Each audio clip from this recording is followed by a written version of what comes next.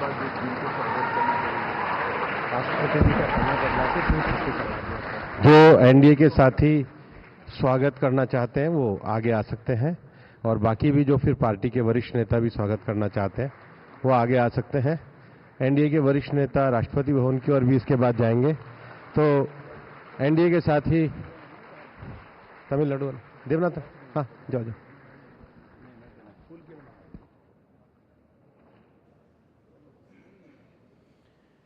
NDA के साथी या वरिष्ठ नेता जो स्वागत के लिए आए हैं वो एक आगे धीरे धीरे जा सकते हैं। तो एनडीए संसदीय दल की बैठक में ऐतिहासिक निर्णय, यह ऐतिहासिक बैठक है और प्रधानमंत्री के तौर पर चुना गया है।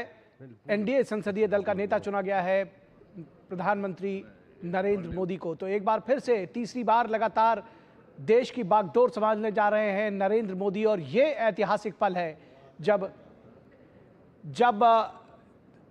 सभी दलों ने सर्वसम्मति से, एनडीए से जुड़े सभी घटक दलों ने सर्वसम्मति से नरेंद्र मोदी को अपना नेता चुना है। और इस तरह से जवाहरलाल नेहरू के बाद अब प्रधानमंत्री नरेंद्र मोदी इकलौते ऐसे व्यक्ति होंगे जो लगातार तीसरी बार प्रधानमंत्री के पद पर आसीन होंगे। हमारे संवाददाता शैलेंद्र मिश्रा इस पूरी खबर पर बातचीत करने के लिए हमारे साथ मौजूद हैं। शैलेंद्र, कितना बड़ा ऐतिहासिक पल है और किस तरह से देखते हैं इस एनडीए की बैठक को? तमाम जो आशंकाएं थी वो खारिज हुई हैं, तमाम जो संभावनाएं इंडी गठबंधन के लोग तलाश रहे थे उनको धता बताया है आज न सिर्फ एनडीए गठबंधन के तमाम नेताओं ने बल्कि प्रधानमंत्री ने स्वयं।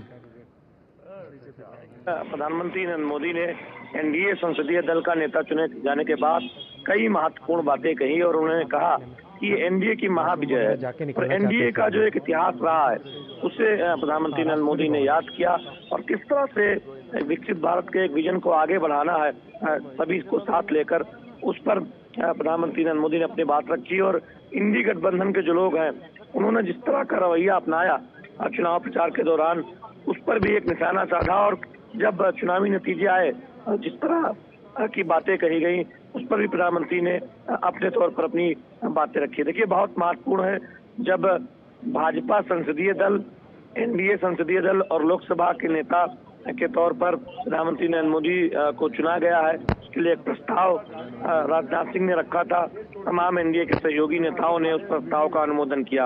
अब एनडीए के तमाम वरिष्ठ नेता राष्ट्रपति भवन जाएंगे, राष्ट्रपति द्रौपदी मुर्मू से मुलाकात करके सरकार बनाने का दावा पेश किया जाएगा। प्रधानमंत्री नरेंद्र मोदी की अगुवाई में एनडीए का एक दल राष्ट्रपति भवन जाएगा, इस बात की जानकारी दी गई है। देखिए, एक बहुत ऐतिहासिक पल इसलिए है कि 1960 के बाद भारत की राजनीति में ऐसा कोई मौका नहीं था जब लगातार तीसरी बार कोई नेता प्रधानमंत्री बना हो। प्रधानमंत्री नरेंद्र मोदी एक रिकॉर्ड बनाते हुए नजर आ रहे हैं। उनके अगुवाई में एनडीए ने लगातार तीसरी बार पूर्ण बहुमत हासिल किया है और वो लगातार तीसरी बार देश के प्रधानमंत्री बनने जा रहे हैं। एक आंकड़ा भी प्रधानमंत्री ने रखा कि पिछले 3 चुनावों के अगर नतीजे देख लें तो कांग्रेस को उतनी सीटें हासिल नहीं हुई हैं जितनी इस चुनाव में भारतीय जनता पार्टी को हासिल हुई है। तो ये चुनाव दरअसल एक और रिकॉर्ड बनाया है इस चुनाव ने कि जो प्रमुख विपक्षी दल है कांग्रेस पार्टी, वो लगातार 3 चुनावों में 100 का आंकड़ा पार नहीं कर पाई है। तो ये बहुत महत्वपूर्ण भी है। आज हमने देखा कि प्रधानमंत्री नरेंद्र मोदी के संबोधन से पहले एनडीए के जो तमाम प्रमुख सहयोगी हैं, चंद्रबाबू नायडू, नीतीश कुमार, पवन कल्याण, जनसेना पार्टी के वो मुखिया हैं, अनुप्रिया पटेल, जितिन राम मांझी, एकनाथ शिंदे, उन्होंने प्रधानमंत्री नरेंद्र मोदी को एनडीए का संसदीय दल का नेता बनाने जाने के प्रस्ताव का अनुमोदन किया और एक स्वर में सभी ने प्रधानमंत्री नरेंद्र मोदी की अगुवाई में देश को आगे ले जाने की बात कही। तो एक तरह से हम कह सकते हैं कि आज प्रधानमंत्री ने अगले 10 साल के एनडीए के विजन को भी सामने रखा और जानते हैं कि प्रधानमंत्री अक्सर 25 वर्षों के भारत के विजन की बात करते रहते हैं, उसका भी उन्होंने जिक्र किया कि कैसे दुनिया में जो साख बढ़ी है उसको और आगे बढ़ाया जाना है। और निश्चित तौर पर आज हम देख रहे हैं कि कई महत्वपूर्ण बिंदुओं पर प्रधानमंत्री नरेंद्र मोदी ने फोकस किया है। जी, निश्चित तौर पर the courtyard, in courtyard. और ये जो तस्वीरें हैं ये भी बेहद महत्वपूर्ण है, जो इस वक्त हमारे दर्शक अपने टीवी स्क्रीन पर देख पा रहे हैं। एक हुजूम सा उमड़ा है। एनडीए जो घटक दल है उनके तमाम जो सांसद हैं, जो नेता हैं, वो उमड़े हैं प्रधानमंत्री को बधाई देने के लिए, उनके साथ इस पल को अपने तस्वीरों में कैद करने के लिए, कैमरों में कैद करने के लिए, और लगातार बधाइयां दी जा रही हैं प्रधानमंत्री को। और आज का दिन निश्चित तौर पर शैलेंद्र, जैसे आपने कहा कि बेहद विशेष है इस मायने से भी कि तमाम उम्मीदों को एक बार फिर से कहीं ना कहीं, जिसको बार बार कहा जा रहा था कि शायद ये इस बार कहीं चूक न जाए एनडीए एक बार सरकार बनाने से, लेकिन फिर से जिस तरह से पूर्ण बहुमत के साथ एनडीए ने सरकार बनाया है, निश्चित तौर पर ये इस जो इतिहास रचा गया है ये उन्हीं पलों की गवाही देती है। ये जो तस्वीरें हैं निश्चित तौर पर। शैलेंद्र, आपसे ये भी जानना चाहेंगे कि अब इसके आगे की क्या कार्रवाई होगी, राष्ट्रपति से कब मिलने के लिए जाएंगे और आगे की प्रक्रिया कैसे चलेगी? देखिए, एनडीए के नेतागण, प्रमुख नेतागण अब से थोड़ी देर बाद प्रधानमंत्री नरेंद्र मोदी की अगुवाई में राष्ट्रपति भवन जाएंगे दावा पेश करने के लिए। इस बात की औपचारिक जानकारी इस समारोह के खत्म होने के बाद दी गई है। तो अब से थोड़ी ही देर बाद हम देखेंगे कि राष्ट्रपति भवन एनडीए का प्रतिनिधिमंडल पहुंचेगा, जहां औपचारिक तौर पर प्रधानमंत्री नरेंद्र मोदी सरकार बनाने का दावा पेश करेंगे। तो बहुत महत्वपूर्ण है। हम जानते हैं कि एक तारीख सामने आ रही है, 9 तारीख को शाम को 6 बजे राष्ट्रपति भवन प्रांगण में शपथ ग्रहण समारोह हो सकता है। तो प्रधानमंत्री ने आज अपने संबोधन में ये भी कहा कि लोग इस बात का ध्यान रखें कि इधर उधर से सांसदों को ये कहा कि एक ब्रेकिंग न्यूज से देश नहीं चलता है, और सांसद इस बात का ध्यान रखें कि कोई फोन करेगा उसे वेरीफाई करें। तो एक तरह से सांसदों को भी प्रधानमंत्री नरेंद्र मोदी ने सीख दी। तो ये बहुत महत्वपूर्ण जानते हैं कि अब एक जो सरकार गठन की प्रक्रिया है उसमें नेता चुने जाने की प्रक्रिया पूरी हो गई है। अब सरकार बनाने का दावा पेश करने के लिए एनडीए का प्रतिनिधिमंडल उससे थोड़ी देर बाद राष्ट्रपति भवन जाएगा, और उसके बाद आमंत्रण होगा और हम शपथ ग्रहण समारोह भी देखेंगे संभवतः 9 तारीख को शाम को 6 बजे। नए संकल्प भी आज लिए गए। प्रधानमंत्री ने अपने नए संकल्पों को भी दोहराया, और खास बात है ये कहा कि आने वाले 10 वर्षों में, यानी कि आगे वो फिर 2 टेन्योर की बात कर रहे हैं। शैलेंद्र, इस बात को समझने की जरूरत है कि उन्होंने कहा कि आने वाले 10 वर्षों में गरीब कल्याण से लेकर के सुशासन और गुड गवर्नेंस के लिए जो पंक्ति में खड़े आखिरी आदमी तक योजनाओं का लाभ पहुंचे, और उसके लिए काम करती रहेगी सरकार। निश्चित तौर पर तमाम जो योजनाओं पर मोदी सरकार 10 सालों में आगे बढ़ी है, मुद्रा योजना हो या फिर महिलाओं को एम्पावर बनाने से जुड़ी जो योजनाएं हैं, उसका प्रधानमंत्री नरेंद्र मोदी ने जिक्र भी किया। यानी संकेत बहुत स्पष्ट है कि एक तरफ ग्लोबल स्तर पर भारत बड़ा पावर बने, उसको लेकर जो सफल विदेश नीति है उसको आगे बढ़ाने का काम होगा। तो दूसरी तरफ जो कमजोर वर्ग है, जो वंचित वर्ग है, जो महिलाएं हैं, उनको सशक्त बनाने का काम किया जाएगा। तो 10 वर्षों में किया गया है, उस रफ्तार को और आगे तेजी से ले जाया जाएगा। हम जानते हैं कि प्रधानमंत्री ने एनडीए की जो एक पिछले दशकों का इतिहास रहा, तमाम पूर्व नेताओं को याद किया, शरद यादव हो, इसके साथ ही साथ एनडीए के जो पूर्व सहयोगी तमाम रहे, उनके योगदान को भी याद किया। तो दिखाता है कि एनडीए किस तरह से एकजुट होकर आगे बढ़ेगा। उस पर प्रधानमंत्री नरेंद्र मोदी ने बहुत एक तरह से कहें कि आगे का एक खाका सामने रखा है आज अपने संबोधन के जरिए। जी, निश्चित तौर पर जैसा कि मैंने कहा कि कुछ नए संकल्प भी लिए शैलेंद्र, उसके बारे में भी बताएं, क्योंकि आने वाले जो 5 वर्ष हैं कम से कम अगली जो सरकार है, और प्रधानमंत्री ने जो 10 वर्षों की बात कही, उसका रोड मैप भी साफ संकेत दिए। प्रधानमंत्री ने साफ तौर पर कहा कि 24/7 वो हर दिन, हर समय, हर पल देश के लोगों के लिए उपलब्ध है। निश्चित तौर पर देखिए, प्रधानमंत्री नरेंद्र मोदी जाने जाते हैं बिना रुके थके काम करने के लिए। एक भी दिन उन्होंने छुट्टी नहीं ली है, और जिस ऊर्जा से वो काम करते हैं, हमने चुनाव प्रचार के दौरान देखा कि 200 से ज्यादा चुनावी जनसभाओं को उन्होंने संबोधित किया, और लगातार उसके बाद वो समीक्षा करते रहे, सरकारी कामकाज भी निपटाते रहे। तो प्रधानमंत्री नरेंद्र मोदी का जो एक हम देखते हैं कि तमाम मामलों में वो बहुत ही कार्यशील होकर फैसले लेते हैं, और लगातार देश कैसे आगे बढ़े, देश के वंचित तबकों को कैसे सहारा मिले, उसके लिए अलग अलग योजनाओं पर काम करते रहते हैं, और उसकी एक पूरी श्रृंखला है।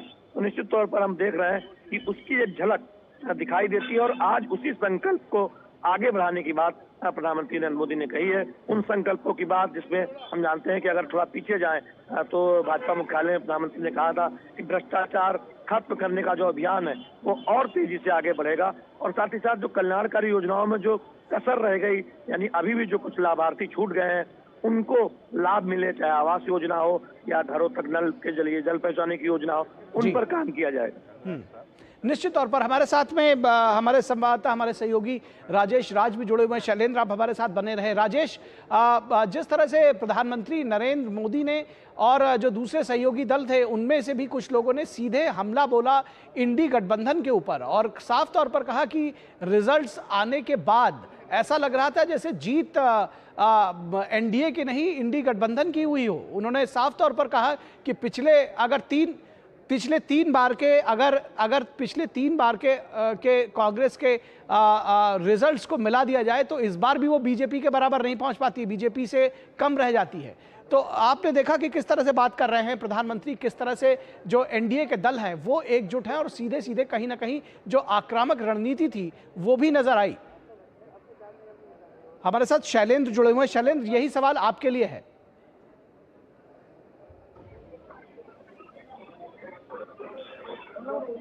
शैलेंद्र, आप हमें सुन पा रहे हैं?